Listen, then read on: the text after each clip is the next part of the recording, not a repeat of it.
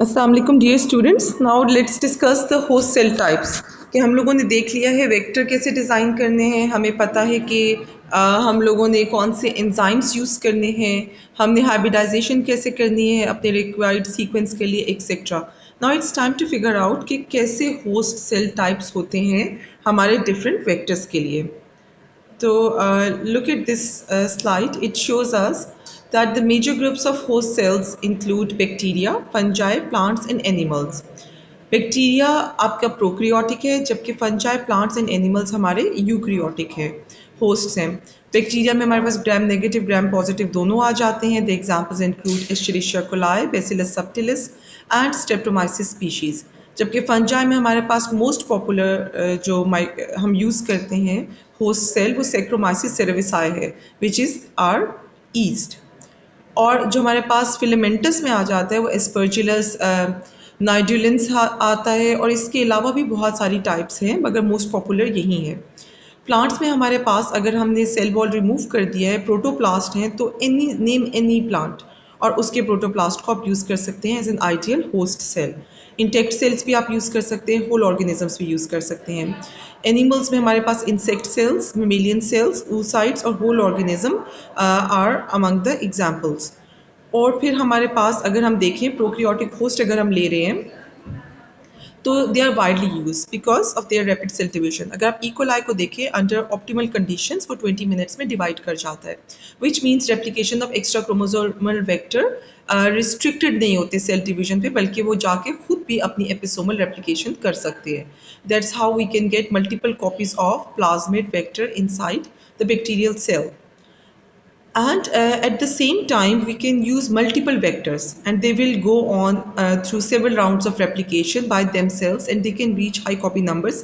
As a result हमारे पास cloning भी बहुत अच्छी ईल्ड आ सकती है, और हमारे पास एक्सप्रेशन अगर हम करा रहे तो प्रोटीन की भी काफ़ी सिग्निफिकेंट अमाउंट हमारे पास हासिल हो सकती है। But there is no post translational modification. किसी किस्म की प्रोटीन बनने के बाद अगर उसकी फॉस्फोराइलेशन होनी है, अगर उसमें कोई बॉन्ड्स बनने हैं, इंट्रामोलिक्यूलर बॉन्डिंग होनी है, डाइसल्फाइड ब्रिजेस बनने हैं, तो ये वाले जो टास्क हैं वो host cell, prokaryotic host cell में नहीं हो सकेंगे। तो इसीलिए हमारे पास जो अगर हमने यूक्रियोटिक जीन को इंसर्ट किया हुआ है अपने बैक्टीरियल सेल के अंदर वेक्टर के वाया, तो it might not be functional. As a result, it will be very difficult to isolate it. Second thing, there is a possibility that it may not transcribe into a fully functional protein.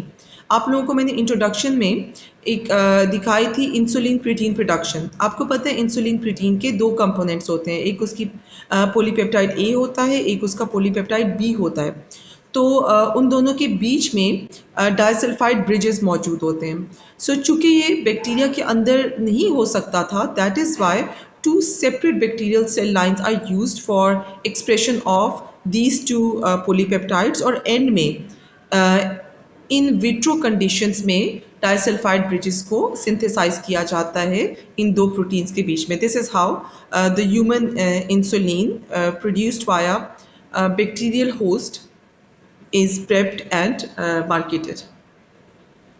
यहाँ पे आप देखें कि bacterial cells are used for large scale production of recombinant proteins. आप चाहे fusion protein बनाना चाह रहे हैं या टैग प्रोटीन्स बनाना चाह रहे हैं.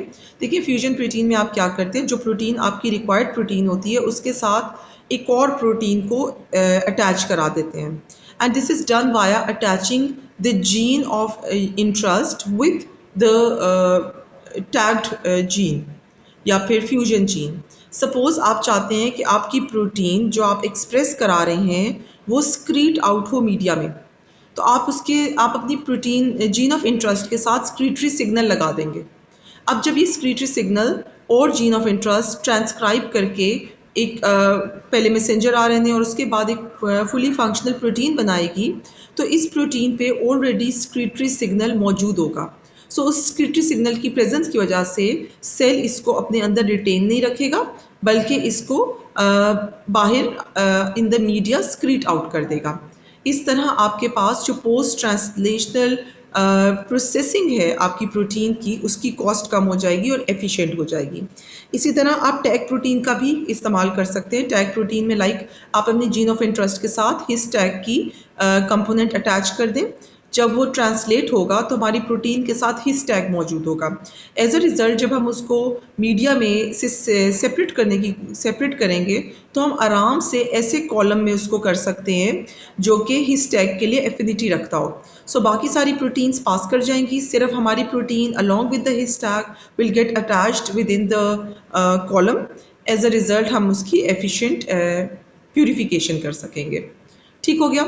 अब अगर हमारे पास बैक्टीरिया के अंदर हम अपने प्रोटीन को ओवर एक्सप्रेस कराते हैं, हमने ऐसा वेक्टर यूज़ किया, ऐसी जीन प्रोमोटर यूज़ किया जो कि बहुत स्ट्रॉन्ग है और जो हमारा वेक्टर है वो मल्टी कॉपी नंबर के तौर पे मौजूद है और हमने तमाम ऐसे मेजर्स यूज़ किए हैं जिसकी बदौलत हमें प्रोटीन की बहुत ज़्यादा एक्सप्रेशन मिल रही है।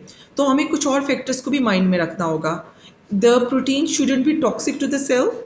सेकेंड, अगर ये पोस्ट ट्रांसलेशनल मॉडिफिकेशन इसमें चाहिए तो वो पॉसिबल नहीं हो सकेगी। Besides, in the bacterial host, they cannot synthesize very large mammalian protein. Protein folding is improper and there are issues with the solubility as well. तो अगर ये सारे फैक्टर्स आप देखें तो उसके अकॉर्डिंग ही आपने अपने वेक्टर और उसके एक्सप्रेशन सिस्टम को करना होता है पिक।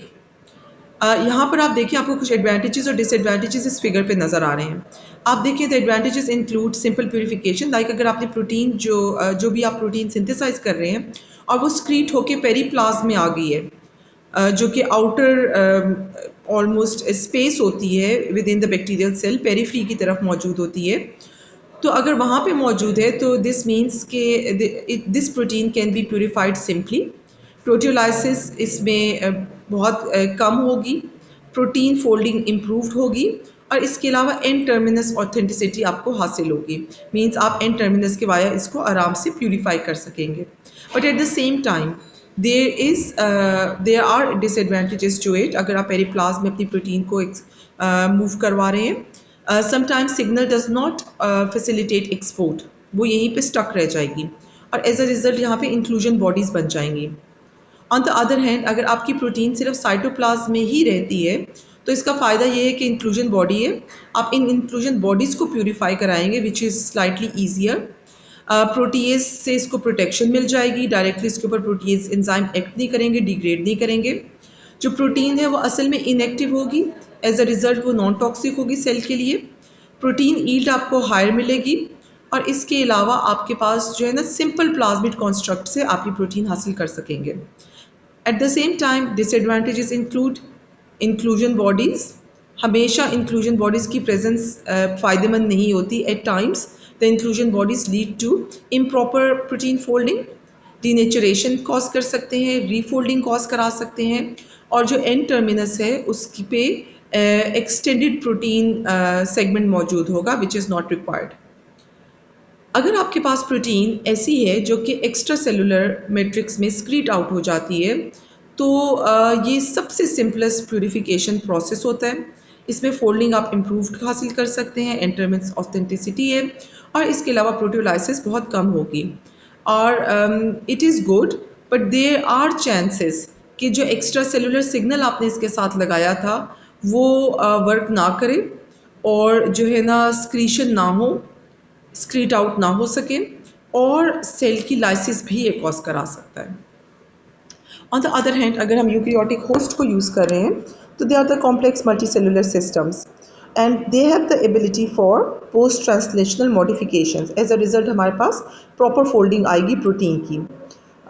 और हमारे पास इसके अलावा हम किसी भी तरह का वेक्टर सिस्टम इसमें यूज़ कर सकते हैं जो कि ज़्यादा हमारे पास जो प्रोटीन होल्डिंग जो जीन है, लार्जर साइज ऑफ जीन को होल्डिंग की कैपेसिटी रखता हो। With this now we are at transformation. So as I have told you already, transformation का मतलब क्या होगा कि एक सेल ट्रांसफॉर्म हो गया, ये पहले की तरह नहीं रहा, चेंज हो गया है। कैसे ट्रांसफॉर्म हुआ है? Because it has taken up the vector. So जब ये वेक्टर को अपटेक कर लेगा तो अब ये पहले जैसा सेल नहीं रहा, ये ट्रांसफॉर्म हो गया है, ये चेंज हो गया है। बट कोई भी होस्ट सेल सिर्फ उसी वक्त वेक्टर को अपटेक करके ट्रांसफॉर्म होगा जब वो कॉम्पिटेंट होगा. So we call it as competence. Competence is the ability to take up the DNA. We can make a cell competent by either using selective chemicals. इसका मतलब क्या हुआ कि there could be chemically induced competency, जिसमें आप calcium के साथ calcium की डिफरेंट मोलर कॉन्सेंट्रेशंस के साथ आप अपने बैक्टीरियल सेल को या होस्ट सेल को ट्रीट कर सकते हैं. ई कोलाई में हम 10 millimolar calcium solution 4 degree centigrade पर यूज़ करते हैं, लो टेम्परेचर्स पे यूज़ करते हैं. The second technique is electroporation in which you literally give electric current. ठीक है, आप मिली सेकेंड्स में अपने इलेक्ट्रिक करंट देते हैं. एज अ रिज़ल्ट जो मेम्ब्रेन्स में पोर बन जाते हैं और जो साइड पर वेक्टर मौजूद है वो अपटेक हो जाएगा. बिल्कुल जैसे मैंने आपको पहले ही बताया हुआ है कि जब आपने एक लेट से आप निहारी खा रहे हैं, आप निहारी के ऊपर से तेल की लेयर को सेपरेट करने की कोशिश करते हैं तो उस पर ट्रांजिट होल्स बन जाते हैं, बट थोड़ी देर बाद वो होल्स दोबारा से पैचअप हो जाते हैं. बिल्कुल ऐसे ही जब आप मिली सेकेंड्स के लिए इम्पल्स देंगे, इलेक्ट्रिक इम्पल्स, छोटे छोटे ट्रांजिट होल्स बनेंगे, वेक्टर उनसे अंदर चला जाएगा, बाद में दोबारा से वो सील बैक हो जाएंगे. But this electroporation technology works only when the outer layer is cell membrane, जैसे कि एनिमल सेल्स में होती है. अगर आप प्लांट सेल्स या बैक्टीरियल सेल्स यूज़ कर रहे हैं तो पहले आपने सेल वॉल रिमूव करनी होगी. थर्ड टेक्निक आपकी कॉम्पिटेंसी या कॉम्पिटेंट सेल बनाने की हीट शिफ्ट होती है या मेम्ब्रेन डिस्ट्रप्शन के वाया भी आप इसको कर सकते हैं. As I have told you 4 degree centigrade पे कैल्शियम के साथ जब आप करेंगे फिर आपने उस टेम्परेचर को इंक्रीज़ करना है 42 डिग्री सेंटीग्रेड पर और दोबारा से फिर आप उसको ऑप्टिमल टेम्परेचर 37 पर लेकर आएंगे. आइस कोल्ड आपने कैल्शियम क्लोराइड सोल्यूशन यूज़ करना होता है. This actually increases the efficiency of transformation. बहुत ज़्यादा इंक्रीज़ हो जाता है. अगर पहले 1 in 10,000 हो रहा हो तो फिर आपके पास 1 in 100 एफिशिएंसी हो जाती है. ठीक हो गया. जैसे कि आप बॉटम में देख रहे हैं आपको एक वो नज़र आ रहा है, obtain clones from single cell. 1 cell है, आपने उससे लिया और आपने जब इसको ट्रांसफॉर्म कर दिया तो 10⁹ सेल्स आपको मिल सकते हैं. 3 प्लाज्मिड पर सेल तक हो सकता है. You can also make use of chloramphenicol जो कि प्रोटीन सिंथेसिस को ब्लॉक करती है और that will further emphasise the increase the number of plasmid per cell. Electroporation जैसे मैंने आपको पहले बताया, इसको आप परमेबिलाइजेशन भी कह सकते हैं. आप इसमें मिली सेकेंड्स के लिए इलेक्ट्रिक शॉक देते हैं. आमतौर पे 4000 से 8000 वोल्ट पर सेंटीमीटर के हिसाब से होते हैं और milliseconds means fraction of a second के लिए होता है. आप इसके लिए क्यूवेट्स यूज़ करते हैं जिनके बीच में स्पेशल इलेक्ट्रोड्स मौजूद होते हैं और इनके बीच में आप अपने सोल्यूशन को डालते हैं and they you will actually supply electric power or pulse power to it. You can also go for micro injection. ये मैंने आपको इंट्रोडक्शन की स्लाइड्स में दिखाया था जिसमें आप डायरेक्टली इंजेक्ट करते हैं जो वेक्टर है या जो नेकेड डीएनए है into the pronuclei. Lipofection can also be used. इसमें आप छोटे छोटे से लिपिड एनवेलप्ड वेजिकल्स बनाते हैं जिनके बीच में आप अपने वेक्टर को फिल करते हैं और फिर with the help of pack polyethylene glycol आप एंडोसाइटोसिस इसकी कराते हैं. ये दोनों आपस के साथ जब मिलेंगे फ्यूज़ कर जाएंगी मेम्ब्रेन्स और इस तरह इसका जो इंटरनल कंटेंट है वो सेल के अंदर रिलीज़ हो जाएगा. You can also use gene gun. Gene gun में ये भी मैंने आपको इंट्रोडक्टरी लेक्चर्स में बताया था कि आप इसमें कोई भी एलिमेंट जिस तरह आप गोल्ड पार्टिकल्स ले लेते हैं और ये नैनो पार्टिकल्स होते हैं, इनके ऊपर आप कोट कर देते हैं अपने वेक्टर को और फिर आप डायरेक्टली जीन गन की हेल्प से, जैसे छर्रे वाली गन होती है, आप इसको डायरेक्टली टारगेट करते हैं towards the host which could be majority of the times वो प्लांट सेल्स ही होते हैं. With this we are done with transformation. Transfection की अगर हम बात करें तो transfection is mediated by viruses और ये मैं आपको नेक्स्ट टॉक में बताऊँगी.